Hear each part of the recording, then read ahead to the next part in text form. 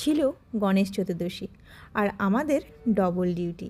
আর এখন কদিন আমাদের এরকম ডিউটিই চলে যাবে, আসলে সবাই যে ছুটিতে আছে তার জন্য। তো চলে এসেছিলাম আমি ডিউটিতে, আর আজকে জানো আমার ডবল ডিউটি আছে। ও হো, ওইটা নিয়েই আমার সারাদিন কিন্তু টেনশন। তবে টেনশনে আজকে সকালে আমি কিচ্ছু খেয়ে আসিনি, তাই সকালবেলাতেই নিয়ে নিলাম পেটে তেলে ভাজা। আর তারপর দেখতে দেখতে বেজে গেছিলো 3টে। এই এত সব ফাইল দেখছো, এই সব ফাইলগুলো হচ্ছে রাতের কাজ করতে হবে, কারণ রাত্রে তো আবার এত এত ফাইল সব কিছু লিখতে হয় প্রথম থেকে, যে সকালে যা যা করতে হবে। সো তার জন্য এই ফাইলগুলো ভাবলাম যে এখনই সেরে রাখি, কারণ এখন হচ্ছে বেশ কিছুটা সময় বসে থাকবো আর বেশ একটুখানি ফ্রিও থাকবো। আমাদের আসলে যে দুটো পেশেন্ট ছিল সে দুটো পেশেন্ট শিফট হয়ে গেছে, একটা এসআইসিউ একটা হচ্ছে রুমে, তার জন্য সেরকম আর চাপ নেই।